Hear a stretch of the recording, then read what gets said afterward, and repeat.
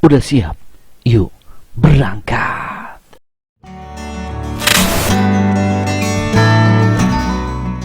Assalamualaikum warahmatullahi wabarakatuh. Halo anak-anak semua, bertemu lagi dengan Bang Fajar di sini. Dan kali ini kita akan membahas mengenai fotosintesis dan perkembangbiakan pada tumbuhan. Siap ya? Yuk kita mulai.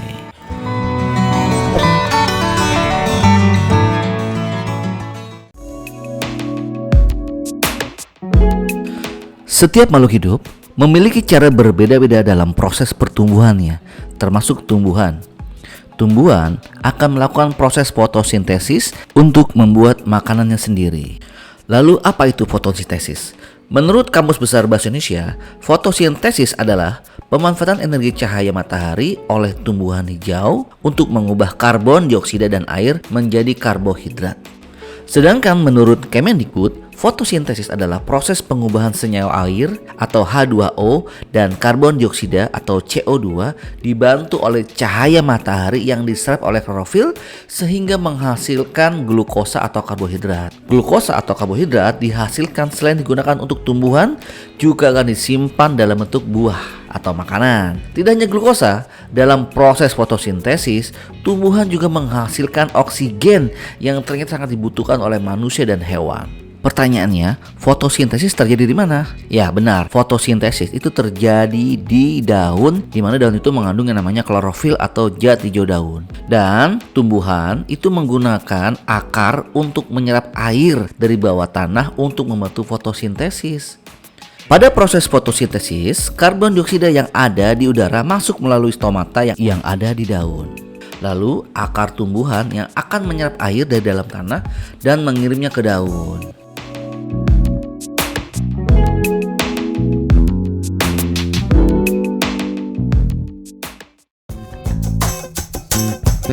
Hasil fotosintesis yang pertama adalah zat makanan. Seperti dijelaskan sebelumnya, pada proses fotosintesis tumbuhan akan menghasilkan zat makanan. Zat makanan itu berupa glukosa yang menjadi bahan dasar pembentukan lemak dan protein untuk tumbuhan tumbuh. Selain bermanfaat untuk tumbuhan, glukosa yang sudah diolah menjadi cadangan makanan juga bermanfaat untuk manusia dan hewan. Bahkan pada setiap jenis tumbuhan akan memiliki bentuk cadangan makanan yang berbeda-beda dengan banyak kandungan yang juga berbeda-beda. Seperti umbi-umbian, dia nyimpan cadangan makannya pada akar atau batang. Ada juga cadangan makanan yang dialihkan untuk menjadi buah yang nanti akan membantu proses perkembangbiakan. Hal lain yang dihasilkan oleh tumbuhan adalah oksigen. Karena itu, tumbuhan memiliki peranan yang sangat penting dalam kondisi udara. Tumbuhan akan menyaring udara dengan mengubah karbon dioksida menjadi oksigen. Jadi tidak mengherankan ya, saat kita berada dekat pohon atau tumbuhan, maka akan terasa lebih segar.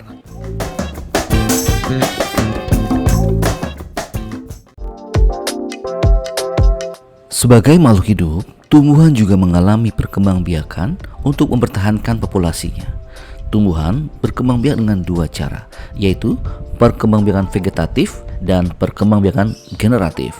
Perkembangan generatif merupakan cara perkembangbiakan melalui proses perkawinan, sedangkan perkembangan vegetatif adalah cara berkembang biak tanpa adanya proses perkawinan. Perkembangbiakan generatif itu adalah sebuah proses perkembangbiakan tumbuhan dengan cara pembuahan atau kita kenal dengan namanya penyerbukan. Nah, perkembangbiakan secara generatif pada tumbuhan itu terjadi pada tumbuhan dengan syarat memiliki bunga. Dia memiliki sebuah organ reproduksi seperti serbuk sari dan kepala putik. Nah, serbuk sarinya ini adalah sebagai alat reproduksi jantan. Dan lucunya, kepala putik ini adalah alat reproduksi pada betina pada tumbuhan. Kemudian bagaimana caranya penyerbukan? Jadi penyerbukan itu adalah sebuah proses jatuhnya serbuk sari yang ada di benang sari ini menempel kepada kepala putik tanaman. Nah, jika prosesnya berhasil, ya ini adalah serbuk sarinya akan masuk ke dalam putik lalu masuk ke bakal biji. Nah, pada bakal biji nanti inilah akan terjadi pembuahan. Hal-hal yang membantu proses penyerbukan ini biasanya datang dari makhluk hidup dan juga alam. Siapa aja? Yang pertama adalah hewan. Bisa kupu-kupu, kelawar, burung, lebah, kumbang. Manusia juga bisa membantu penyerbukan ya. Kemudian angin, dia juga bisa membantu dengan cara meniupkan angin. Kemudian air. Jadi air juga dapat membantu dalam proses penyerbukan tumbuhan. Misalnya tumbuh-tumbuhan yang ada di air seperti ganggang atau hidrilia. Perkembangbiakan vegetatif adalah sebuah proses perkembangbiakan tumbuhan tanpa penyerbukan. Bisa dilakukan dengan cara menanam bagian dari tubuh induknya. Perkembangbiakan vegetatif ini dibagi dua. Yang pertama adalah vegetatif alami dan buatan. Perkembangbiakan vegetatif alami adalah perkembangbiakan yang berlangsung karena proses alami atau tanpa bantuan manusia. Sementara vegetatif buatan itu terjadi dengan bantuan tangan manusia.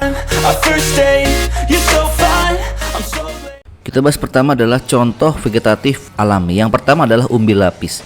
Jadi kalau umbi lapis ini adalah lapisan yang ada pada umbi lapis yang nanti akan terdapat bakal tunas. Ini contohnya pada bawang putih dan bawang bombay. Yang kedua itu ada tunas adventif. Jadi tunas adventif ini adalah tumbuhan yang tidak tumbuh dari batang tapi dari bagian tumbuh lainnya. Misalnya daun. Ini contohnya adalah sukun, cemara ya. Kemudian ada akar tinggal atau rimpang. Jadi akar tinggal atau rimpang ini adalah batang yang tumbuh secara mendatar di dalam tanah. Contohnya adalah jahe dan kunyit. Lalu ada geragih. Geragih ini adalah batang yang tumbuh menjalar di atas permukaan tanah. Contohnya seperti stroberi. Lalu ada spora. Spora ini adalah inti sel, tapi dia ini selnya itu berubah menjadi alat perkembangbiakan. Contohnya ini adalah pada tumbuhan paku.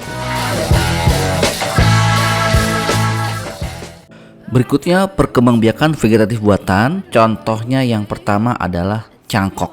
Cara melakukan cangkok adalah dengan mengelupas bagian lapisan kulit batang dan menghilangkan kambium pada batang. Mencangkok adalah perkembangbiakan vegetatif. Ini tujuannya adalah untuk memperbanyak tanaman yang memiliki sifat sama dengan induknya dengan cepat. Ini contohnya adalah pada banyak ya tanaman mangga, jambu. Kemudian stek. Stek ini dilakukan dengan menanam bagian potongan tumbuhan. Jadi bagian potongan tumbuhan ini dipotong, bisa batang, bisa daun, bisa akar, lalu ditanam saja langsung di tanah. Contohnya pada lengkeng, singkong, delima, rosemary, cabai, tomat, dan sebagainya. Lalu okulasi.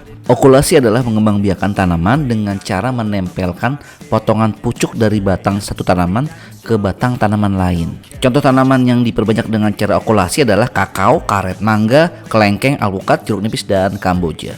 Menyambung atau enten. Menyambung ini adalah mengembangbiakan tanaman dengan cara disambung aja bagian tertentu dengan bagian yang lain. Misalnya bagian dahan dengan dahan. Contohnya pada pohon kopi, ubi, karet, jambu, durian, dan sebagainya.